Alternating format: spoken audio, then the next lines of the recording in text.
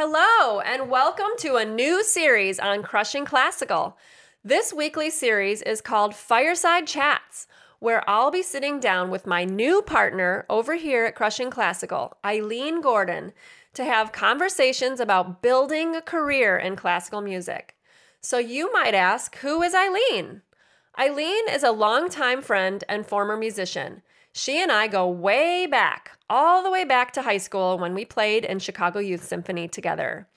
She played clarinet and was very serious on the music path. She wanted to be a soloist and won the prestigious Illinois Young Performers Competition. This competition was a huge deal back in the 1980s and 90s. I remember because I watched it on TV every single time.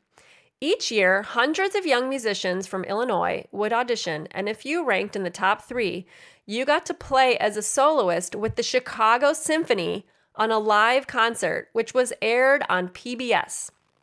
Eileen won that in 1992, and I remember watching her on TV with Neil Patrick Harris as the host. So Eileen went to music school and eventually decided that it was no longer what she wanted to do, and she went into the business world. This is where she felt like she belonged, and over the last 15 years has honed her skills as a highly sought-after business coach, as well as built several businesses. Eileen and I have known each other for years, but we lost touch for a few years. We got back in touch when she randomly reached out to me on Facebook at a time when I was really unhappy in my career. I knew there was more for me than playing assistant as a sub for the rest of my life. I was pretty down about it, coming to that age of 40, typical midlife crisis time, and here I was feeling very unhappy about where I was and not sure how I could find career satisfaction without begrudgingly getting back on the audition path. Knowing what I know now about the orchestra world, did I even want that? I had a lot of unanswered questions and no ideas for answers. So Eileen and I started working together. She showed me possibilities that I never knew existed, and I started my Facebook page called Hornwise to talk about careers in classical music.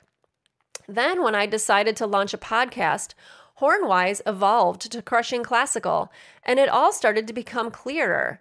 As I started to put out episodes interviewing musicians who were doing unique things outside of the job market, I began to build an audience of musicians who were very interested in this conversation, and I realized something I knew for a long time. Musicians want a community around this career-building business.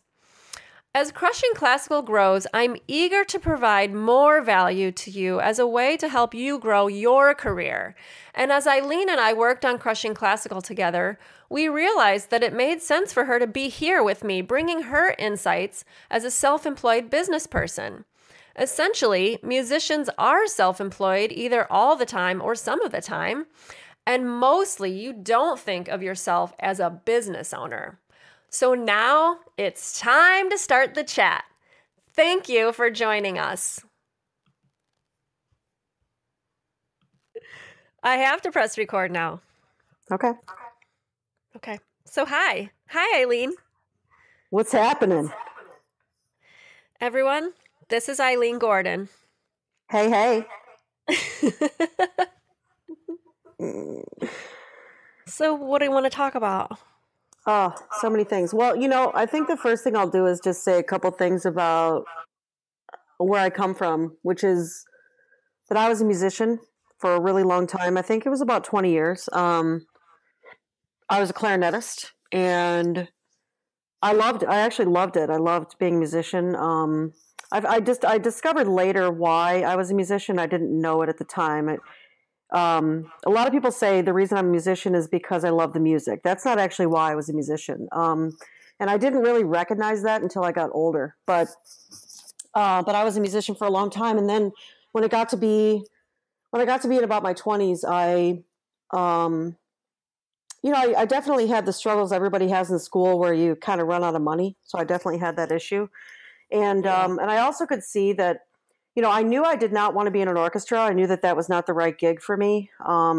It's just not something I wanted. And, like a solo career or doing something in chamber music would have been my choice. But I just didn't see that those options were available.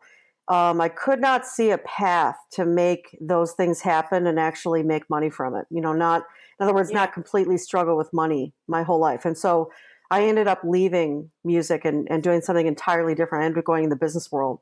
And I'm glad that I did, but I just remember the time being, really struggling with how am I going to make this work? And ultimately I left. I decided I'm not going to make this work, and I quit, Hmm. you know? So you said you'd realized that you were a musician and it wasn't because you loved music. Why were you a musician?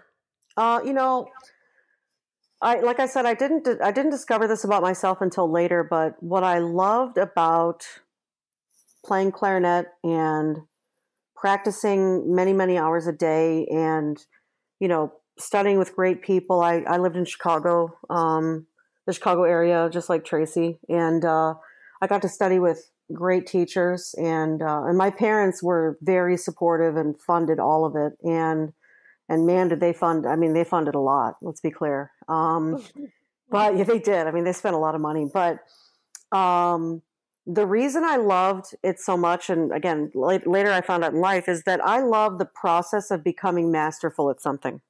So I loved becoming great, like infinitely greater at clarinet. The fight in the practice room for me was about becoming better at my instrument, becoming better with technique, becoming better at breathing, phrasing, all the little aspects that make a great player. That's what I was in love with. I wasn't in love with the music at all. I did enjoy a lot of the music I played, but that wasn't why I did it. I did it because I loved the process of becoming better consistently, repeatedly. Like I loved that incremental improvement every day and experiencing that in myself. That's why I was a musician. Yeah, I can totally relate to that. Because I think, and I really completely agree with you because I felt the same way. Hmm. And I still feel the same way about it. And I think one thing that it developed in my personality was always looking for what's wrong and always looking to make things perfect, And that could be a Yeah. good thing or a bad thing, I suppose. But Yeah, I mean, I can get that, and I remember. I think I told you this story. I went to Interlochen Center for the Arts at one point, so I was going to regular high school. I knew I did not fit in there at all. I knew I needed to leave.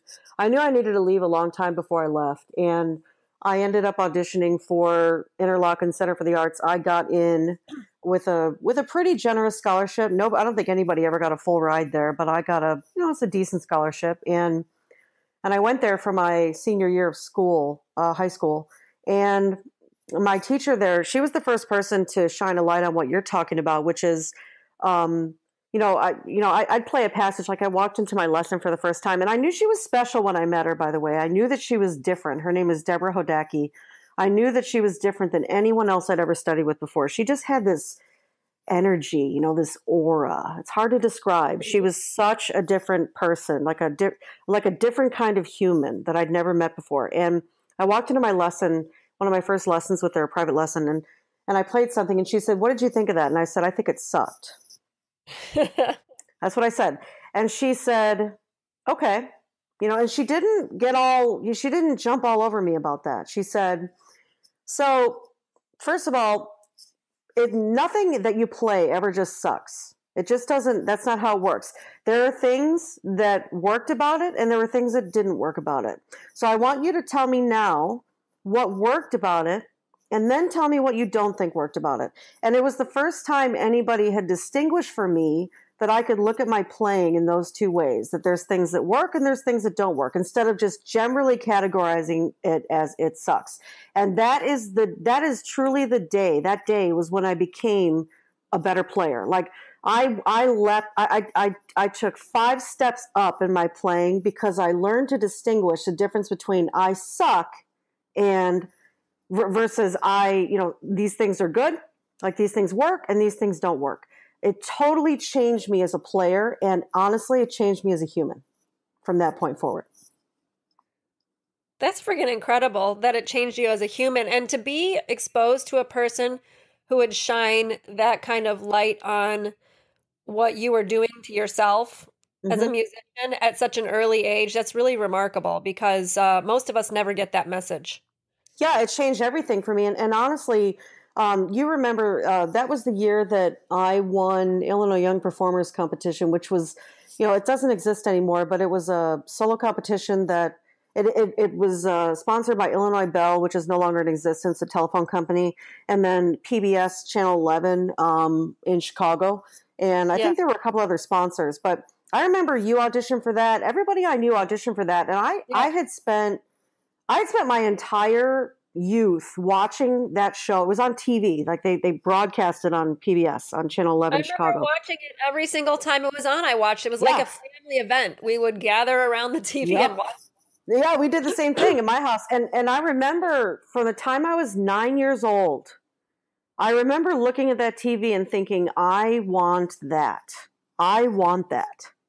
From the time I was 9. And I started auditioning for it right away. And I auditioned when I was, 9, 10, 11, 12, 13, 14, 15. And then, so that's like 8 years, right? Yeah. So then I go to Interlochen and I study with Deborah Hodacki, who distinguishes this thing called there's things that work, there's things that don't work. Truly took a leap up in my playing. We put together a strategy for the Illinois Young Performers Competition. So she changed me as a human that way. And then she said, now listen, this is your last year. You can't audition after this. So we got to get it right. We got to get it right this year. So we're going to have a strategy. And we put together this little strategy. And that year I won after 8 years of not winning. Now I got like, honorable mention. I got, I never moved past though. I never moved into the second round. Like in any of the years that I auditioned, I never moved into the second round. It was only that last year that I moved into the second round, and then I made it to the third round and I won. That was it. Wow. It was amazing. Yep. Yep. That's incredible. Yeah. And I really, I credit her for that. I mean, look, I was an okay player, but she made me a different kind of player. She made me think differently, which made me play differently. And it really changed everything about how I approach my life. I mean, I still use so much of what she taught me back then to this day. That's awesome. I love that. Yeah. When you said strategy, that made me think about how I don't know if I ever really employed any strategy for anything, like consciously. I never said, I need a strategy for this at all. Yeah. I don't think that I did either. I think I thought I was like, you go in the practice room and you're like, ooh, I'm gonna be all strategic about how I'm gonna play today. How I'm gonna practice today. Like, and you think but really you don't know what you're doing. I mean, right. You're like, oh, I suck at this passage, so I'm going to practice this passage. Right. That's how most people think about it. And she was the first person to introduce that idea, I would say, of strategy to me.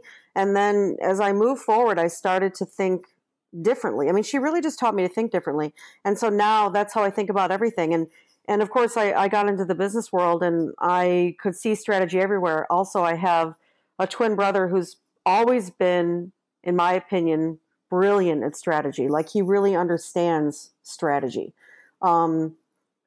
Strategy being there is a method or a way in which you achieve what you want. It's not just it's not something that you don't think out. It's not something that just happens. It's something that you think about it ahead of time. You devise a plan.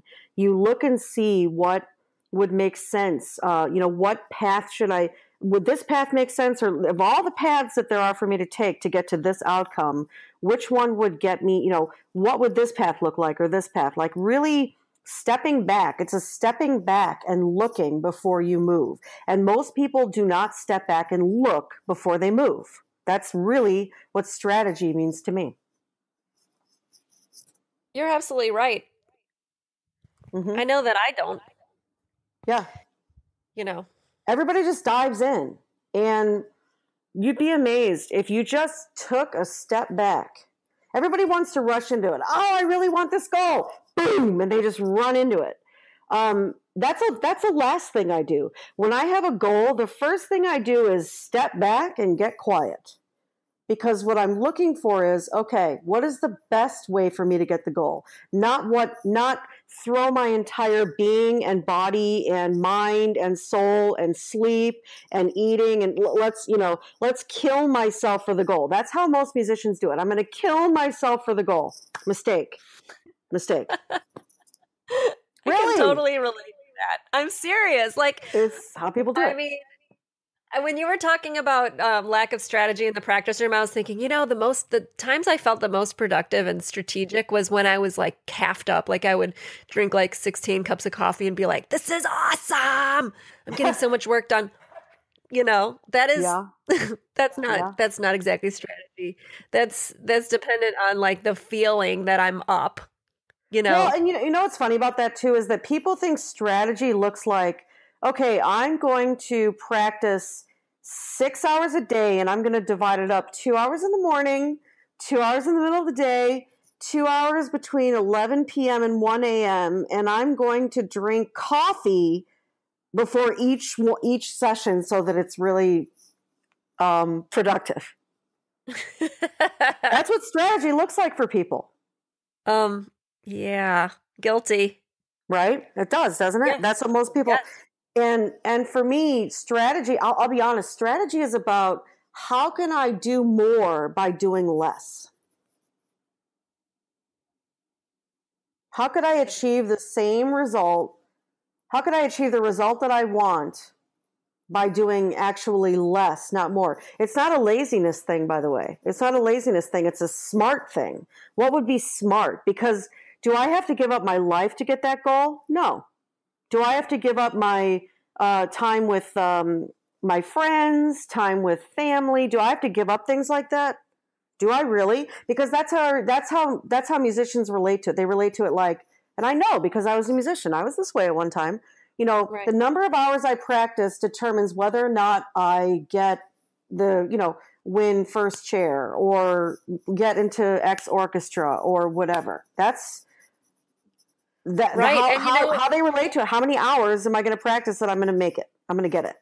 I remember, oh my God, I remember people, it was almost like you would, I don't want to say it's a competition, but I remember being really self-conscious and like looking at what other people were doing in music school, like, oh my gosh, that guy's already been here since 7 a.m. and he's drinking like 6 gallons of coffee and he's staying here all day. Mm-hmm. He's going to be really successful. Yep. And like, then someone else would say, I practiced 5 hours yesterday. And I go, shoot, I only practiced 3. I know. And you would psych yourself out. We psych ourselves out. Oh man, she's going to kill it because she was here before me. That's how everything is set up in music school. I went to, Florida State University for school. I went to Mannes School of Music. I also went to University of Nebraska-Lincoln for a while. So I went to 6 years of college, never did actually graduate with a music degree. I actually hated college with a passion, but I loved practicing. I hated it. I hated school. Hated it. Absolutely hated it. I did too. I wanted everyone to leave me alone so I could practice. And everything seemed like a nuisance because all I wanted to do was just get back into the practice room. Yeah, totally. But, I would, to the fault of this, what we're talking about, like trying to log in hours and make yourself suffer, I would hurt myself a lot. Like I would get this little cut on the inside of my lip where my tooth and my lip were like jammed in between, where my lip was jammed in between a piece of metal and my tooth, and I would I would get this little slice in there that would hurt like hell, and then I wouldn't be able to practice. So I would like screw myself over by doing that. I know. I had the same thing. I had to wear what do you call that stuff? That athletic tape, like adhesive tape. Yeah, on your teeth. Yeah, put that on their teeth. Yeah, you have to put it on your teeth. And listen, when you play a lot of hours, you have to do that anyway. But there comes a point where you actually can, you can bruise your lip. You can bruise the inside of your lip with that kind of, with being stupid.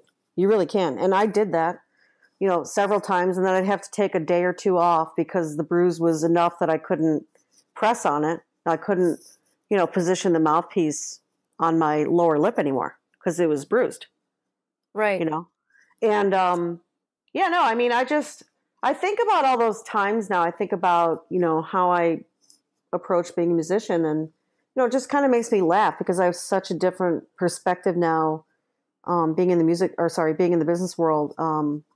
They do things differently. They think things differently. There is strategy. I'm not going to say people are always trying to do less, because the business people can be stupid too. I mean, they'll overwork themselves. They'll get 4 hours of sleep a night. They do stupid shit. They do. Yeah, They're and they're not smarter than you. They're not. right. I realize that as we talk about this, I'm sort of bringing that a little bit of that music-minded attitude into Crushing Classical, because I'm like, oh my gosh, I have so much to do, and I only have so many hours to do it. And I don't eat, and I don't, stuff like that I should be doing. Yeah, I you need stop taking care of yourself.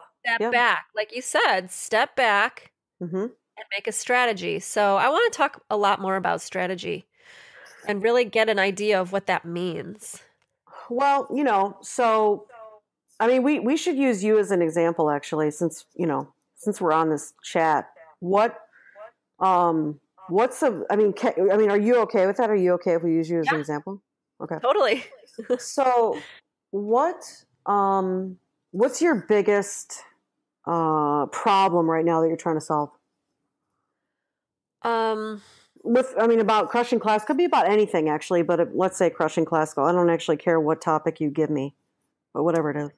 For me, it's time management, because I have certain hours of the day where I need to have family time. I need to have time with my daughter. And so when she goes to school, between, by the time I get home, if I take her to school, sometimes my husband and I switch off depending on what his schedule is with work. But if I drop her off, I get home around 9:45, and then I have until about 1:45 to pick her up. And so I know that I have this like small amount of time where I really can crank out some stuff and, crank out some posts, just do some work. And I also think, okay, well, I can also go to the gym, but what if I go to the gym that's like 45 minutes gone? So maybe I should just do that later. And for me, it's just time management. It's being strategic about how I'm going to break apart this section of the day, this time, chunk of time that I can be the most productive. Okay. So the first thing is, and this is for anyone who's listening to this, the first thing that you have to figure out is you have to figure out when your energy is the highest during the day and what is it that drains your energy the most. Here's why. I'll give you an example for me. I write. I do writing. And so like I'll do copywriting or I'll be writing courses or whatever. So writing is, one of my favorite things to do. But the problem is I cannot write in the late afternoon or the evening because I'm too tired. So the day has taken too much out of me. So I know that I'm not going to be able, look, I can write at night, but it's not the best time for me to do it. And I'm not going to produce my best work.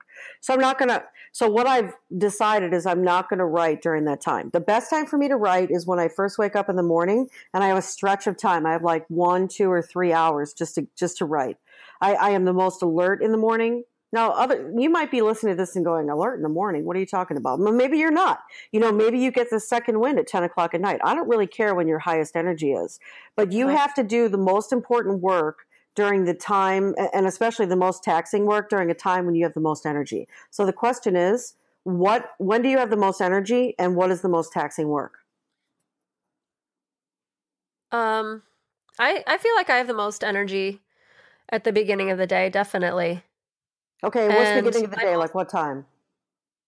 Like after Violet's gone to school. Okay. So 10 o'clock in the morning. Okay. So what do you, what takes the most out of you? Work-wise. Let me think. Creating posts for sure. Okay. So maybe you're doing your post writing during that time. That makes sense. Look, if you have no energy at night and you're writing posts at night, you're going to write shitty posts. Right. I mean, predictably. And people go, well, just bust it out, man. Just grind it out. I disagree with that. That's dumb. Yeah. It's just dumb. Look, do you sometimes have to grind it out? Yeah. But is grinding it out the best? Are you going to be producing your best possible work grinding it out all the time? No, you're not. Right. And some people would argue, well, you don't have to produce your best possible work all the time. Okay. Well, I guess that's your, standard. Right. My standard is if I'm going to produce something, I want it to be great. It doesn't have to be perfect, but I want it to be great. It's got to be at least like a B+ level. Yeah. Like a B+ level of work, if you want to use grades for a minute. So that's the first thing. The other thing is, I'll say this. As far as the gym goes, how much energy do you need to do the gym? I wouldn't say I need maximum energy. Okay. So have you ever considered, because I think you've said before Violet gets up around 8 o'clock. Have you ever considered going to the gym before she wakes up? Yeah, I could do that. There's somebody, I'm only asking because there's somebody there at home. This is part of the problem with, you have a kid, is somebody's always got to be there if they're home, right? Yeah, exactly. Well, that problem's solved if your husband's there.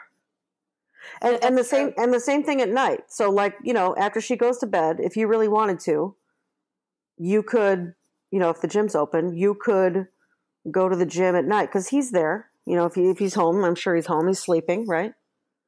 Yeah. Well, yeah, exactly. Yeah, totally. I mean, that's all you really need. And so, because I'm going to tell you, I would not use your most alert hours to go to the gym. I would never do that. Okay. You're wasting those hours. Okay. That's interesting. Yeah. Okay. Because that was sort of my gut. I'm wasting time when I'm at the gym, even though I know that going to the gym is important. Yeah. I mean, going to the gym is important, but is it more important than getting really great work done that can only be done at certain hours at the best time? Right. That's strategy. Okay. I understand. That's when you step back and go, that doesn't actually make sense. Right? And by the way, it may require you, by the way, to go to bed at, let's say 10 o'clock at night-ish, 10:30.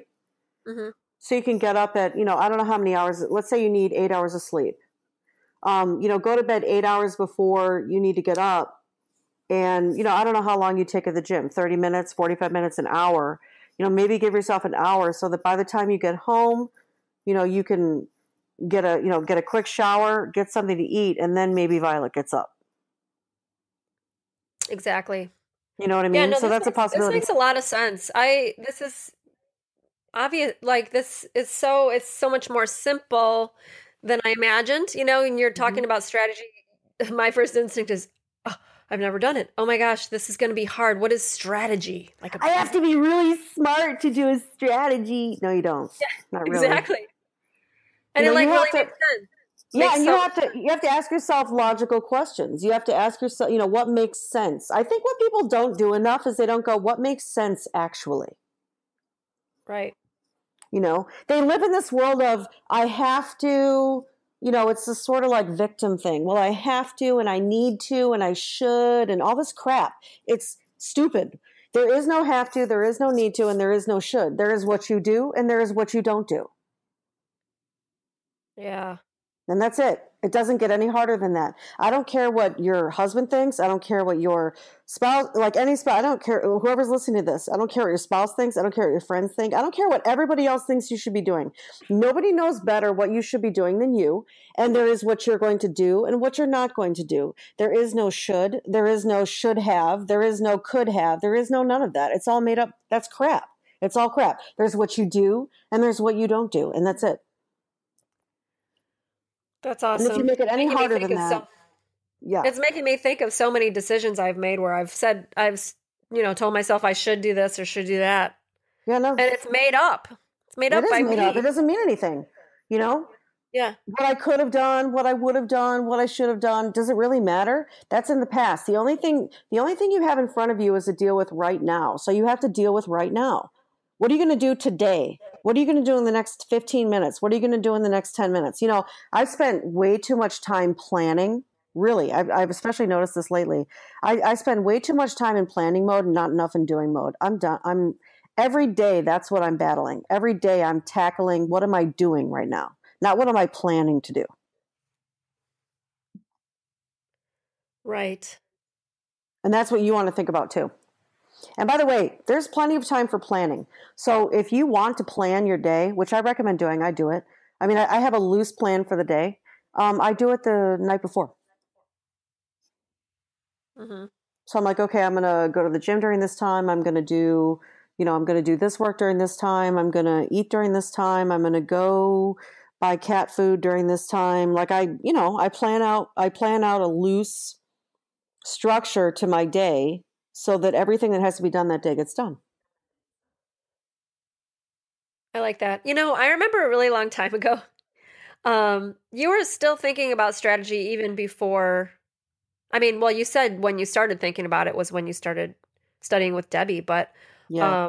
I remember I had time management problems way back when, and I said to you, like, look, Eileen, I want to get all these things done. This was when I lived in Chicago, and I had my little apartment, and I would say, I was single, so I had the whole day. Sure. I don't know what I had during that day because every day was usually pretty different. But if I had civic at night, I would be like, okay, I have to practice. I have to go to the grocery store. I have to go to the bank. I have to, do these things. And I would line them up and be like, these things are all getting done by a certain time. And then I would go get out in traffic in Chicago. And of course, like everything would be an obstacle to me getting stuff done. And I would feel so defeated. And you were just like, decide that you want to do 3 things and get those 3 things done. Yeah, 3 big things a day is what you can really get done reasonably, I think. Yeah. 3 big things. I don't know what big could be. Big could be go to the gym is usually a big thing for people because, you got to carve out a pretty good amount of time to go to the gym. You got to drive there. You got to train. You got to come home. You got to shower. You got to eat. That's a pretty decent chunk. I mean, most people want to shower after a workout because they're sweating. So that's a pretty decent chunk of the day. So that's usually a big thing that people want to do. Another thing could be, your errands are not a big thing unless they're, I'm going to the courthouse to bail out my friend so she can get out of jail. Okay. That's a big thing. Okay. That errand is important. And that would be one of your big 3. Okay. But seriously, but the rest of your errands, like I need to go to the bank. Okay. That's not a big 3. It's not. Okay. So don't be thinking that going to the bank like you put on a superhero cape. You're not. Okay. You actually have to have 3 things worthy of your day outlined. Yeah. Does that make sense? So, yeah. One could be the gym. Another could be, I'm going to, in my case, it might be, I'm going to finish writing this product, like an information product. I'm going to finish writing this. That's a big thing. Another thing might be, you're going to do a podcast. You're going to record a podcast. That's a big thing. Yeah. You have to schedule that. Like you can't, and that requires scheduling during a time when when no one's home. Exactly. It's better when no one's home. So that's a big thing. So you have to actually think about what are the big things. And if you can get 3 done in a day, you should be high-fiving yourself at the end of the day. Okay. Really, like that's a victory. That's a victory. I like that. So, I mean, that's for normal people. Again, none of us are superheroes. Look, if you have a staff, if you have people you can delegate to, you can get a lot more stuff done. You can. But most people, what they can reasonably expect is to get 3 things done a day. Big things. Right. Well, I love that. I love that advice. And I was thinking a little bit more about what you just said about planning mode, because back when I was about to start this podcast, or when it was just an idea, and we were talking, and I said, Eileen, wouldn't it be cool? It was at the beginning when it was still called Hornwise, and I wanted to talk about being a musician and starting a career and everything. And I said, wouldn't it be great if I had a podcast? Maybe I can do that someday, And at first I have to learn how to podcast. And you said, when's that going to be launched? And I was like, what day? Yeah, I remember this. And I said, what day do you want to launch it? And you were like, what do you mean? Remember I was that? like, I don't even friggin' know how to podcast, dude. And I was like, I know. I'm like, I know. That's fine. But seriously, like, what day do you want to launch it? I totally took your concerns and I just shelved them. Remember that? Yes. And I said, so what day would you want to do it? And I think you said, wasn't it October 10th? It was October 10th. Yep. Yeah. And so that point, it was like September 15th or something. Yeah. It was about maybe it was a little bit less than a month away, maybe. I think it was maybe a month away. Something like that. And I was shitting in my pants I know. I because remember. I was like, I don't know how to do this. And you said, I know. here are two things you're going to do. You're going to declare that it's coming out on October 10th by Yep. emailing 5 people that you want to interview and telling them that your podcast is coming out on October 10th. And I was like, that felt so scary to me because, like, Mm-hmm. just to declare something is happening and it's going to happen because I say it's going to happen felt so just foreign to me and very uncomfortable. But I did it. I did it. I emailed 5 people. They got back to me. I scheduled the recordings for like, I think I started scheduling it like maybe a week and a half. Well, people getting back to me when their availability was, and it was like a week and a half. Yeah, it was about a week and a half ahead. And I think you got your first episode recorded a week and a half ahead of the October 10th date. Yeah. And then I was frantically Googling for how can I record a podcast and what do I do next? You know, and I found really great, I found tons and tons and tons of stuff. A lot of resources. Yeah. Yeah. And then luckily, you know, a friend of mine, who I ended up interviewing on my podcast, Jason Heath, had been podcasting for like over 10 years. And he had a bunch of articles up that he had put up about how he does it and where he hosted and all this stuff. Right.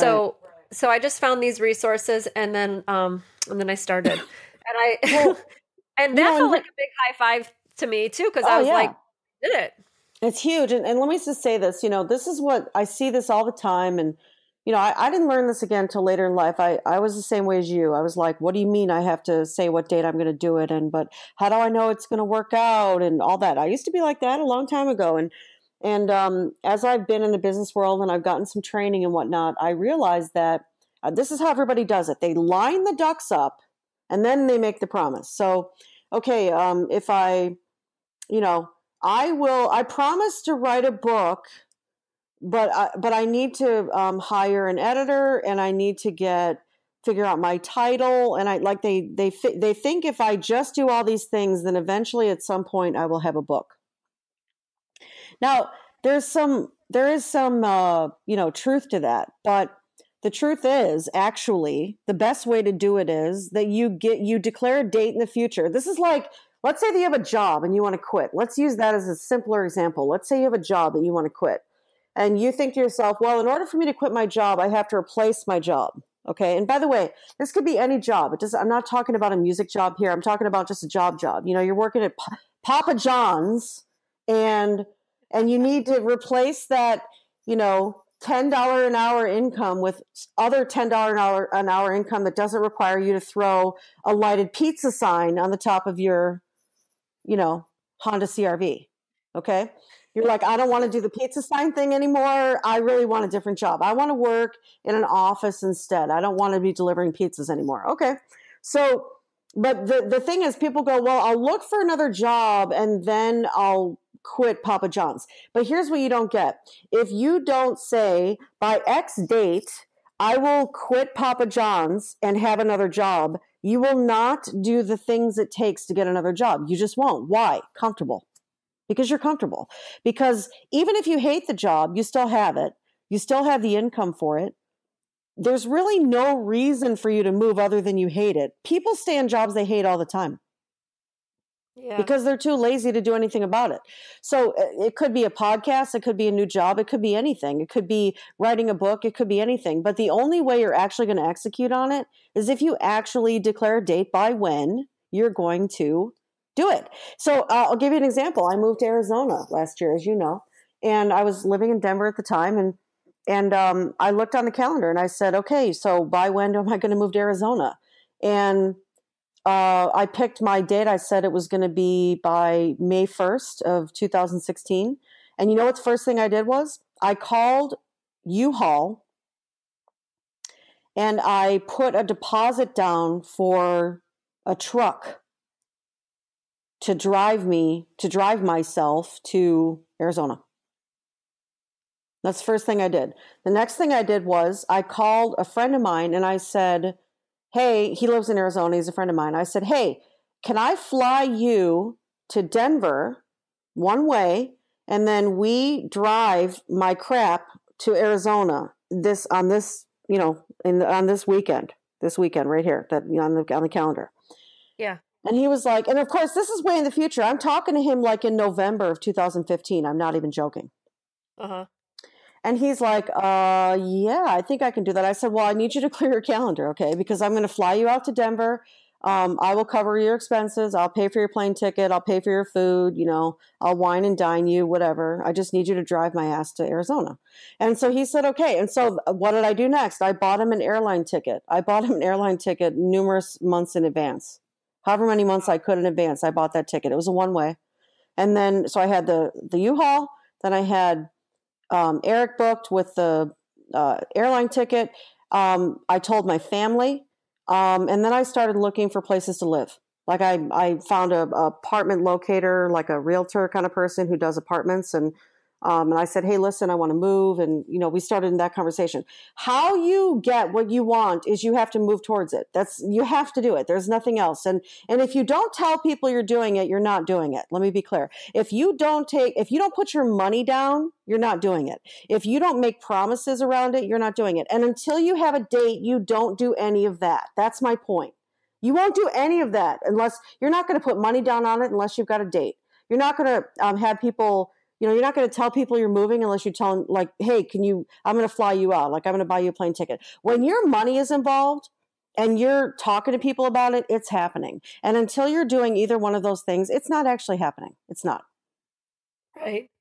It's like when people get engaged, but then they don't have a date for the wedding for like ever. Yeah. Oh, that's such a great example. That's such a great example. Well, we're going to do the wedding, When's the date? spring. Oh, we haven't picked it yet. Yeah, we haven't picked it yet. Yeah, then you're not getting married. Okay? You're not getting married. Like, that's really cute, and you're going to be engaged, and you're going to do the engagement party, and you're going to do all... Yeah, you're not actually getting married until you pick a date. And if you haven't picked a date, you're not getting married. Right. It's You're true. not. You're not. I mean, I'm probably going to get, like claws out for saying that, but that's just, it goes with everything. I don't care what it is. It goes with everything. It's called commitment. And I don't just mean regarding marriage. I mean in anything. I got committed to moving to Arizona. And let me tell you, there were some times, like about 3 months before I was moving to Arizona, when money was looking a little sketchy. I was like, oh my God, am I going to be able to work this out? I got to buy furniture. I've got to, I started thinking all these expenses. I got to put money down for the internet service. Because you need a security deposit. Yeah, you security deposit. Oh, and I have a cat, and they charge like the earth now if you have a pet. It's ridiculous. Well, here's an administrative pet fee, and here's an application pet fee, and here's a fur pet fee, and here's a I swear to God, she was more expensive to move in here than all like my furniture. It's ridiculous. I have one cat, right? So right. It was stupid, but seriously, like the amount of, and I remember 3 months before, I had already signed a lease. I already had U-Haul booked. Everything was booked. Eric was coming. Everything was happening. Like everything's all set. And I'm going, oh my God, like I could have backed out 3 months before. The only reason I didn't back out is why? Why didn't I back out? You made a commitment. You had all these things booked. I was stuck. Like really, I was stuck. I mean, I was at a point of no return. There was no way I wasn't moving to Arizona because everything was in place for me to move to Arizona. Everything was in place. Yeah. And the only thing that was in place that wasn't in place was all my bullshit excuses about what if I can't afford it? Yeah. And that's one of the reasons why you have to cement what you say you're going to do. Because if you don't, when shit gets hard, you will double back and say, forget it. And every person who's listening to this recording right now knows exactly what I'm talking about. You can think of at least 1 or 2 decisions that you double back on because you were like, because you didn't give yourself a way not to get out of it. Yep. Can you think of any? Yourself, can you?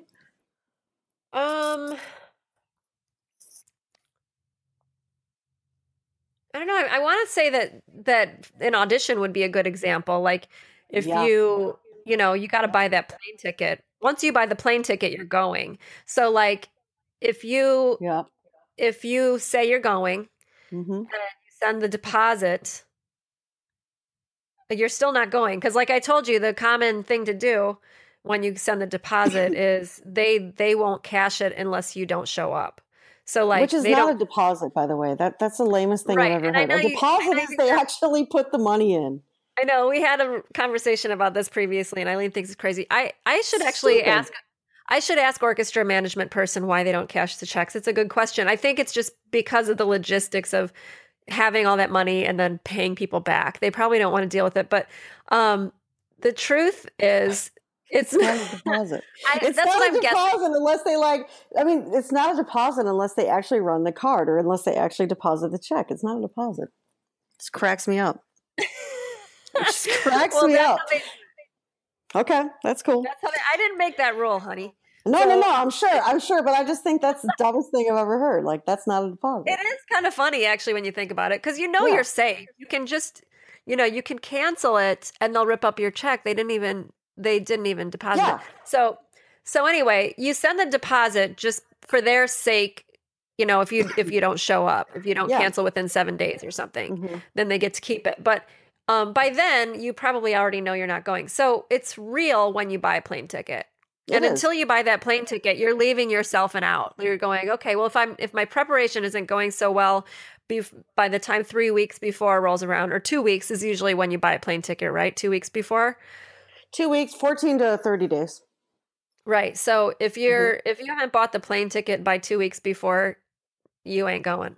So well, and that's the whole thing is this is my whole thing is if you commit to going to an audition, then you buy the ticket right then because you're not committed until you buy the ticket. So if you find out about an audition 3 months before, I mean, I don't know I never took usually auditions. it's about 2 months. Okay. So if you find out about an audition 8 weeks before you're going to take it, you buy the ticket then because if you don't and book the hotel, because if you're not doing that, then you're not going.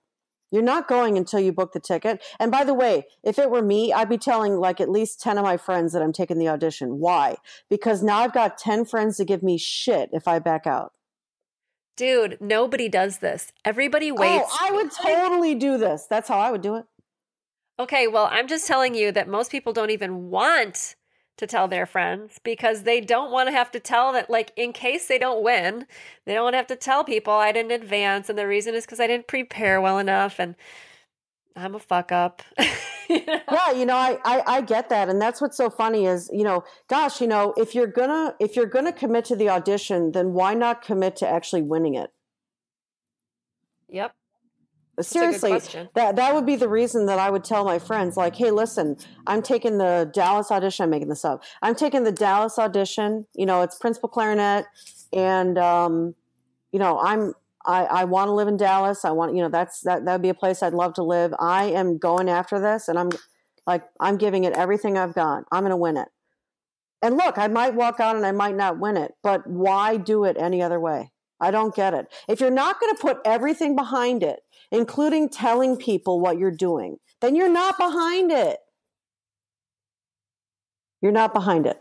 Yeah, You're really not. I'm looking back. Actually, to be honest, Eileen, I'm looking back on all of my auditions going, have I ever been behind an audition 100%? Because I've never done what you're saying. I've never booked a flight immediately and the hotel immediately. Like, I always wanted that out. Yep. That's what everybody wants. They want the out. Because it's uncomfortable to put yourself in that spot. Listen, I'm going to tell you, the out is costing you your life. All the outs that you're keeping, all the doors that you keep open, not not talking about you, anyone who's listening, and all the outs that all the outs that you're trying to maintain, they're killing your life because you're not giving everything you've got because you've got plan B. Oh, plan A doesn't work out? No problem. I got plan B. I just won't go to the audition. La, la, la. For real. It's killing your life. It's true. It's totally like the human condition, right? If I'm safe and I'm not being chased by a saber-toothed tiger, then I'm fine. Yep. When am I going to put it? Everybody has to decide, when am I going to put it all on the line? Right. When am I going to put it all on the line? And like I said, moving to Arizona, that 3 months before, when I was like, holy cow, I don't know about the money. I don't know. Because it was just, I don't know, it was just a really rough financial time there for a little bit. I don't know. I just had a lot of expenses. I can't remember what all it was. I mean, part of it was moving expenses, but it was other things too.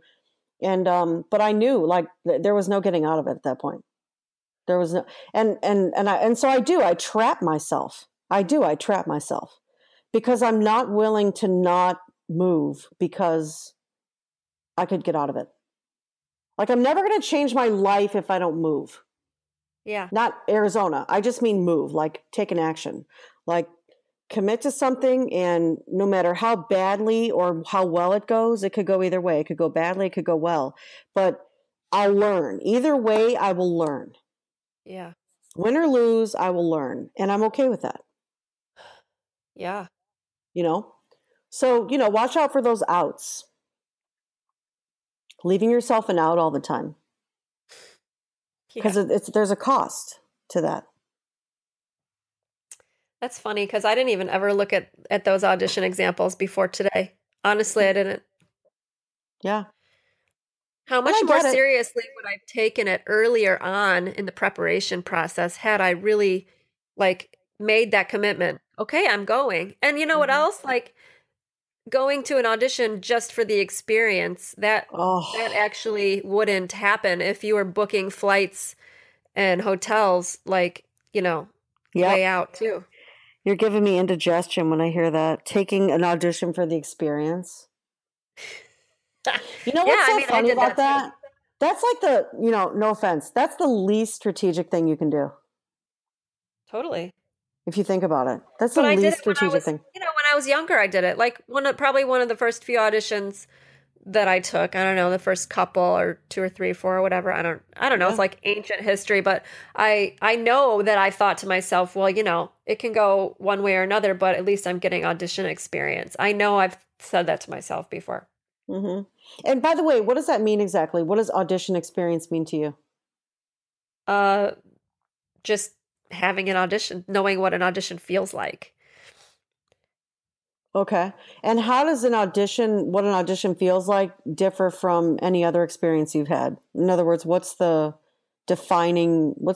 characteristics of it that make it different than anything else that you could do? You mean performance-wise? Yeah, like, you say I'm going to go to an audition for the experience, but what I'm trying to identify is what is the experience you're trying to have that you don't think you can have any other way. Right. Like, let me be clear, though. I don't think that this is a good way to do it anymore, but this is what I was thinking back in my 20s. I get it, but I'm just wondering what you thought back then. I thought, I'm playing for a panel. I'm on the stage by myself. All these things that I thought I couldn't recreate on my own. And I was going to say, listen, we could rent you a hall. We could put you on stage by yourself. We could line up 5 people in the seats, and we could tell them not to smile. And we could tell them to be rude, like at least one of them should be rude. Yeah. And we could have them rustle their papers or have their phone ring if you wanted. Yeah. Like there's you know what I'm saying? Like we could recreate that entire experience without you ever having to get on a plane. I know that now. Uh-huh. And I mean, I'm not making fun of you. I'm just saying, I think it's funny how we, as human beings, we really truly convince ourselves that there's only one way we can do something. There's only one way we can get something. It's so stupid. Yeah. And listen, I'm realizing as I talk about this now that saying that I'm not going to audition just for the experience is in and of itself an out. Because you're saying to the people that you were talking to, telling about it, yeah, I just went, it was just for the experience. So it doesn't matter if I advance or anything. I just want to see what it's like to audition for an orchestra. Yeah. It's an out. It's a version of an out. It is a version of an out. You're right. It totally is. You're not promising yourself anything but an experience. That's true. And you can't say that you should get audition experience by auditioning because every single audition I've ever taken has been entirely different from the next. I've never gone to one audition and gone, "Well, that was just like Arizona and Arizona seemed just like San Diego." No, every single one was totally different. The way it was run, whatever. They I choose get a that. different way. Sometimes you draw a number out of a hat to see what order you're going to go. Sometimes it's whoever walks in the door next, that's the number you get. Yeah. There's that. Like there's so many different ways to figure out when you're going in, if you have a dressing room 20 minutes before or 30 minutes before or only 5 minutes before there's a million different variations. So going to an audition for an experience is just an excuse that you're I get that. that you didn't Because win. I was the same. I never had one audition was totally different from. I mean, even though I didn't go as far as you did. I didn't audition for orchestras where you get actual jobs and you get salaries. But as far as auditioning goes, I did a lot of auditions as I was growing up and getting into my early 20s, and not one audition was like any other. Right. I can't even compare two of them. They were all different. So yeah, I get it. There's so many different, aspects of this we could talk about, but I just think, I'd love to see everybody, musicians are so tightly wound, and I can remember being very tightly wound, as a musician. I was super judgmental. Oh my Lord, was I judgmental? Oh, yeah. I feel sorry for everybody I judged all those years. I judged everybody. I did. I was such an ass. I really was. I get it. Yeah, I really was. I was such an ass. You probably judged yourself equally as harshly, or maybe times 10. Oh my God. Listen, I couldn't even listen to myself. I mean, do you know how many times I recorded myself and never listened to myself play? Yes, I've done the same thing. And when I finally did start listening to the recordings, I knew what I needed to work on. It usually wasn't the thing I thought sucked either. Yeah, you're right. Totally. I would go back and I would go, wait a second, the thing I thought sucked actually sounded okay. And there's this other big, huge problem I didn't even notice. I know. How much time would I have saved if I actually listened to the goddamn thing? I know, really. That was me too. But I just could not bring myself to listen to my own playing. And I mean, I could have been such a better player if I had done that. But I was so full of, ego about it. I was I didn't realize it at the time. I thought I was pretty humble. I wasn't. I wasn't. I wasn't. I was totally, I was an egotistical ass. That's what I was. So I was. I mean, I was nice to everybody. I wasn't mean to everybody, but what they didn't know is what I was saying about them in my head. They couldn't hear that part. No, for real. I mean, that's really how it was. Seriously. Well, I'm laughing because I know it's true. Everyone does it. Yeah, totally. So, I don't feel that way now so much anymore, but I just remember as a musician, it was very, I felt like everything and everyone was a threat. Yes, totally. Everything was a threat. So you have to put people down either in your head or in a gossip situation in order to make yourself feel like you're good. Yep. To reinforce how wonderful you think you are. Yeah. Yeah. Truth. That was me. Hashtag truth. Hashtag not good humans. That's pretty much what we were. That's what we were. www. Wait, what do you always say? Crappy humans. / www.crappyhumans.com/everywhere. / in music school. In music school. Oh, definitely in music school. Definitely. Yeah. Definitely. So I'll tell you what, that's one thing I don't miss. I don't miss music school at all. I hated what the worst thing is too is that it. after music school is over and then people still have chips on their shoulders about where they went. You went there. Oh, you went to Eastman.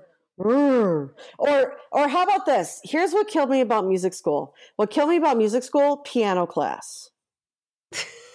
Okay? I know, right? Help me understand this.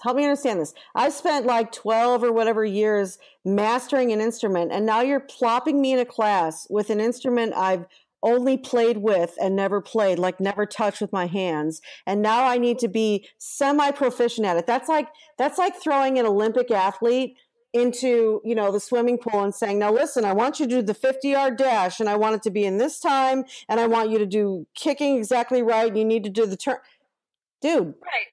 the guy, I know you're a gymnast, but you need to get in the pool. Proficient in basketball or something. Yeah, exactly. Listen, you're a great gymnast, but here, look over here. You see this basketball? Okay. So you're going to play this game and you're going to be pretty darn good at it. And we're going to make you do it for 4 years. I know, right?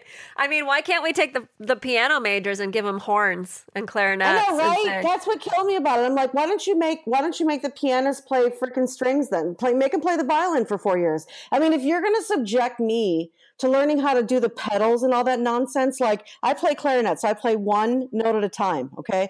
So you want me to coordinate left hand, left foot, right foot. Go to hell. Are you serious? They made you do the feet? Oh, I don't remember having to do the feet. Oh, yeah. Yeah, no, I had to do the feet. I just had to do the hands, and I remember, oh my God, I remember having to play America the Beautiful for my final exam. I just barely eked that one out with 2 hands. Fuck. Oh my God, let me tell you, I figured, I'll tell you what, let me tell you about strategy, okay? I went to the teacher and I asked him, okay, first of all, what grade do I need to pass? And it was a C. I said, great. I said, which of the things that we do throughout the year have the most points and the middle number of points and the least points? Like, because everything is graded, like weighted. Yeah. So anything that was really hard, I just skipped and I did more of the little stuff that would raise my points up. Like that's how I passed piano class. That's very strategic. It's sort of like I'm not going to it's like music school. I'm not going to learn piano. I'm just going to do what I need to do to get a C. I was like, I decided in my first year I was not learning piano, that I was going to do whatever I needed to do to get a C in piano. That's different than learning piano. Not the same thing. Just saying. It's not, but I mean, like I totally knew that. And I remember the teacher, he used to do this eye roll thing all the time with me. And I thought to myself, you can eye roll yourself into the next universe. And I'm still doing piano class my way. I'm still doing piano class my way. He would eye roll at you, dude. Oh, all the time. Like he every time I would walk up to him, he would sort of smirk and do an eye roll because he knew I was going to make some ridiculous request or ask him some question about grading so that I would have, an edge.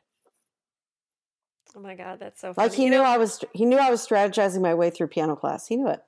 I strategized my way through college somewhat because I remember this was before you could register for classes online. Like that's how old I am. But anyway, we'd have to go to the field house where there were like teachers set up with like tables, and you could go from desk to desk and find out if it was a class you wanted to take, right? So I was looking for my electives, like my humanities that I had to fill and stuff. Mm-hmm. Yeah. And I was just walking from one to the next and going, how many tests are in this class? How many papers? Like I just went from one to the next one asking that question because I wanted that's really smart, man. You know what? I never did that. And I know that's why I quit school. I know that's why I quit college eventually because I was never that smart. I mean, I put myself in a human physiology class. That was a huge mistake. Like I'm really interested in human, the body now, but when I was never a good science student, so human physiology was a huge mistake. I mean, I got like a D in there. Right, that's hard. I took folklore. I took computer science, and I was like, that was a bad choice. I'm already bad at math with a calculator. Why would I think computer science would be a good choice for me? I know. Seriously. I took folklore and like history 101, like the most basic blow off history, and the folklore class was so easy. And it was actually really fun. I had to interview my grandfather, or you could interview someone in your life and document their life. And that was the only paper required. And it was a really fun project, and it was super easy. Oh my God, that's hilarious. Yeah. See, that's really smart though. I mean, really, anyone who's in school right now, you should take a page out of this book because so tell them how you strategized your classes. Like if you can look back how you made sure that you I don't know. Were you trying to make sure you passed them, or you were trying to make sure you were taking easy stuff? What were you doing? I wanted to make, I knew that the classes that I had to take for my music degree, like there were two music history classes that were super hard and required and took a lot of studying for several, like I think they had several major tests and a Okay. paper and papers in the class. So I knew that I had to do that. It was going to be really hard. And I had to fill humanities and I think one other category, I think, of Was this classes outside undergrad of or music grad? school. Undergrad. Okay. And so I was at Indiana, and so I had these classes that I had to fill, and I wanted them to be the least amount of work outside of the music school so I could focus on the stuff I had to do in the music school.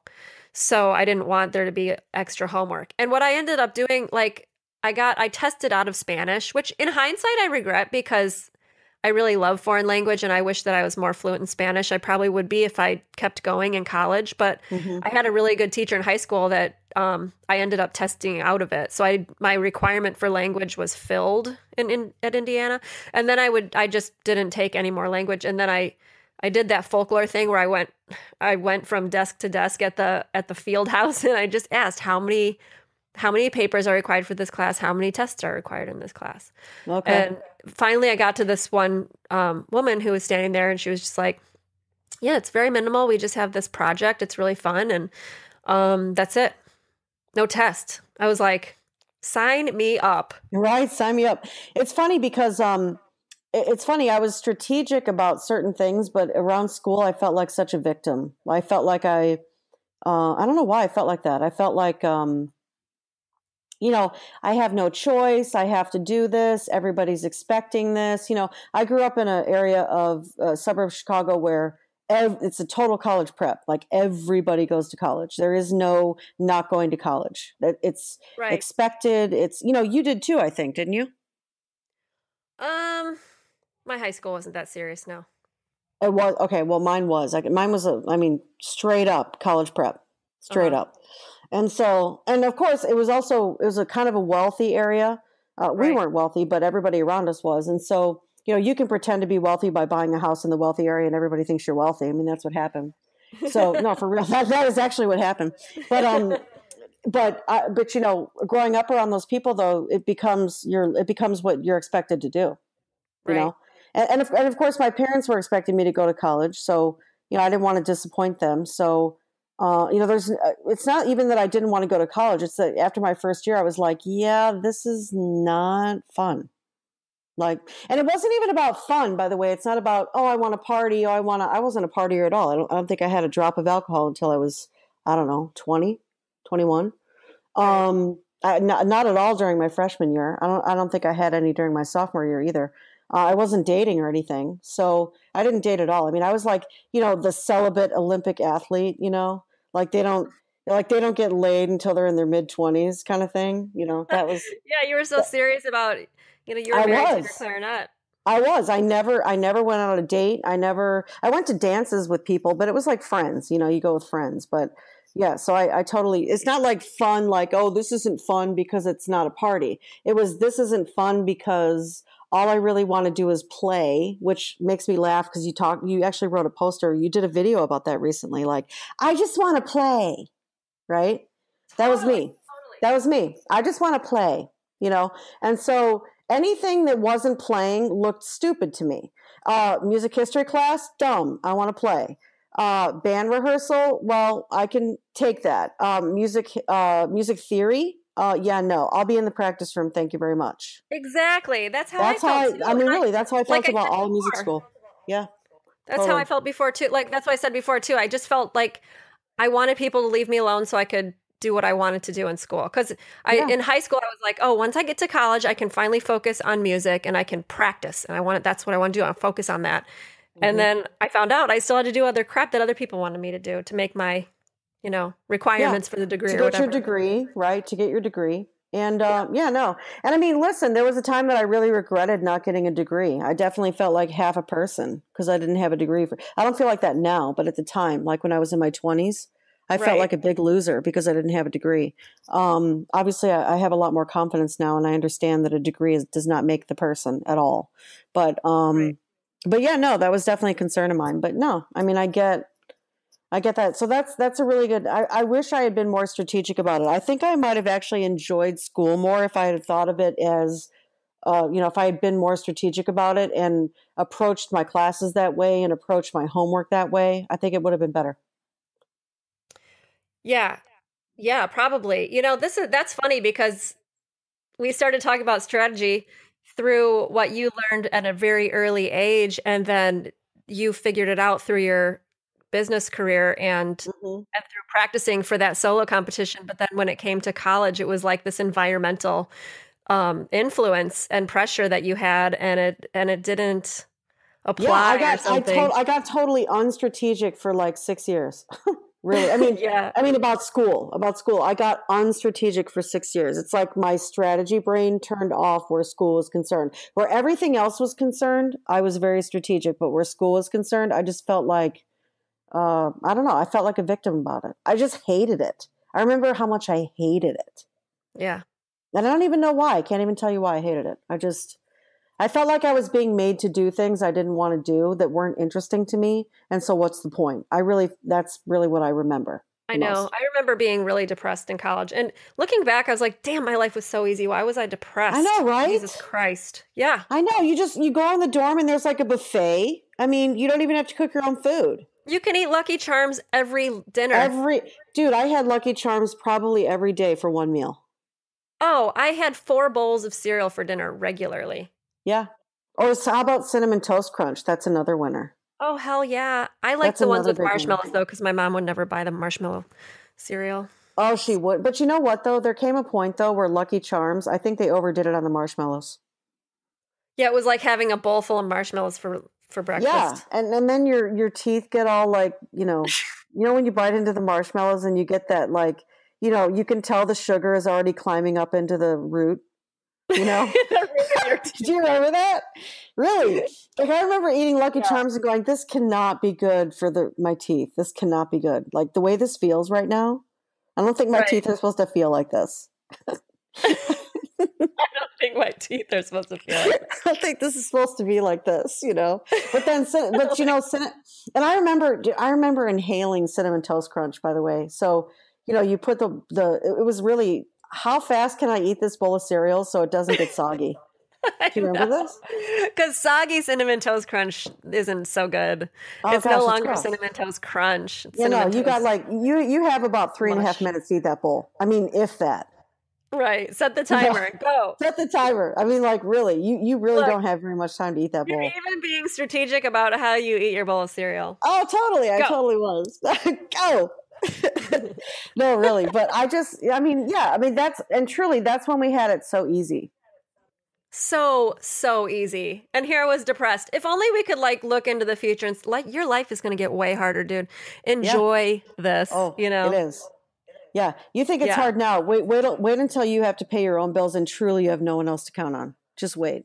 Just wait, because that day will come. It gets so much more fun. And by the way, that's what I'm looking forward to talking about is, creating income. We won't Yes. we won't do it now, but one of our biggest chats is going to be about, how do you tap into what you already know that you could make money doing?